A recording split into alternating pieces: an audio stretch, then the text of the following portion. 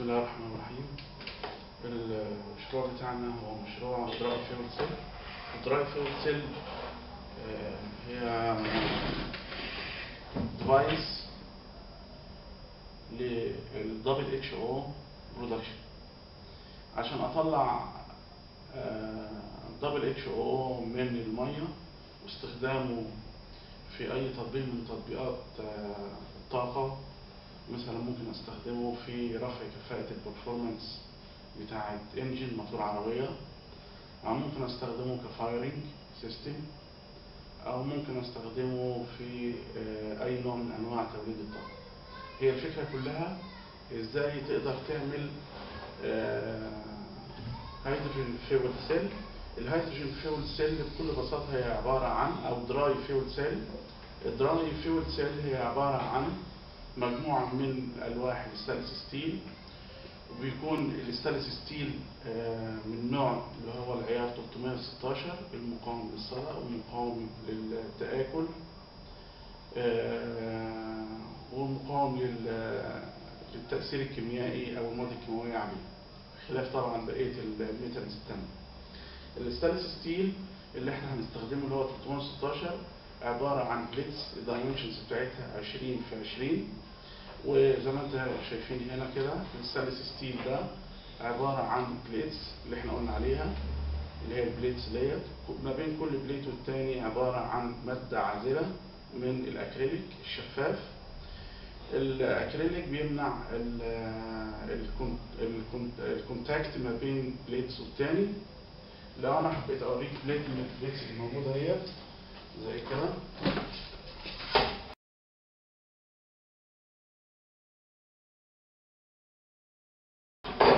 البليت اللي احنا استخدمناها، البليت احنا عاملين لها ديزاين بحيث ان بيبقى فيها اللي هو الكات بزاويه 45 في كل الاجناب في كل الكورنرز ما عدا كورنر واحد.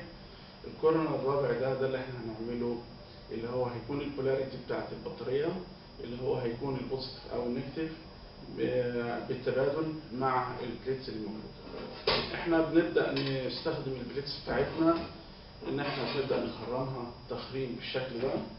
التخريم دوت هو هيكون اللي هو على المحيط بتاع البليتس، هو هيكون عباره عن الفيكسيشن او التربيط بالمسامير زي ما انتم شايفين كده.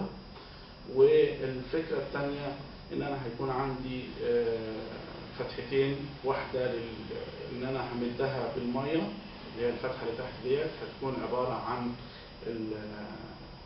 السورس بتاع الميه اللي هو الالكتروليت اللي هو لما يتعمل له تحليل كهربي عن طريق البطاريه اللي موجوده معانا هي 12 فولت 150 امبير، وممكن تكون اقل من كده مش مشكله. البطاريه لما انا بسلط على البليتس بتاعتي الموجب والسالب البولاريتي، فبيحصل تحليل كيميائي او تحليل كهربي للميه الموجوده او الالكتروليت بالاخص ما بين البليت الموجب والسالب، بحيث بيبدا بعد كده ذرات الاثنين ذرتين هيدروجين وواحده اكسجين بيحصل لهم بيتصاعدوا، ولكن في صوره غازيه، في صوره غازيه مش في صوره منفصله تماما. يعني الهيدروجين ما بينفصلش تماما عن الاكسجين، ولكن بتكون في حاله جاز ستيت. الفكره كلها ان انا هعمل الدراي فيول سيل، ومن كلمتها دراي ان هي يعني بتكون كميه الميه اللي فيها قليله جدا اللي هي اللي بتتعرض للتحليل الكهربي. انا هنا هوضح لكم الفكره بتاعه العمل الدراي فيول سيل بكل بساطه. انا عندي هنا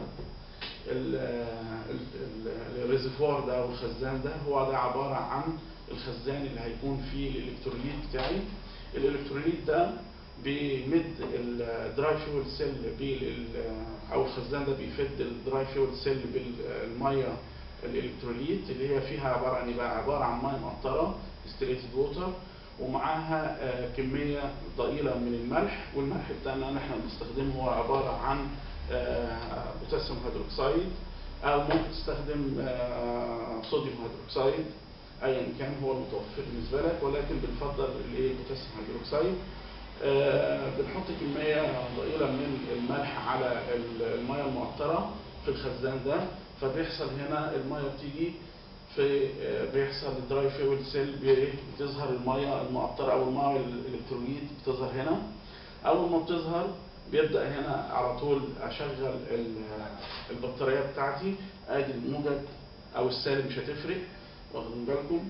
والطرف الثاني برضو للبطاريه اللي هو ادي الايه الموجب او السالب، وبوصلهم للبطاريه. بيبدا التحليل الكهربي للميه، تبدا تتصاعد الدبل اتش او، احنا مجازا بنقول عليه هيدروجين بس هو مش هيدروجين.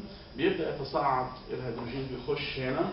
اول ما بيجي هنا ده عباره عن بابلر. البابلر ده فايدته بس اللي هو بيعمل فلاش باك فاير، يعني بيمنع الباك فاير، فوربيدنج باك فاير، او بيعمل سيفتي ان لو حصل انفجار ما يحصلش داخل الدراي فيول سيل. ان الفاير لو حصل هنا، الفاير طبعا انت بتسالني بتقول لي فاير ايه، انا هقول لك ان انا هنا هستخدم المصدر بتاع اللهب ده.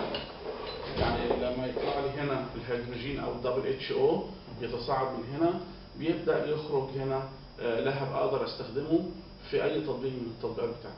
يبقى احنا هنا بنستخدم الالكتروليت ده، بنعمله عمليه تحليل كهربي، بناخد الدبل اتش او وعن طريق البابلر هنا وبيخرج الدبل اتش او. طيب ده كده كان عباره عن الجهاز بتاعنا.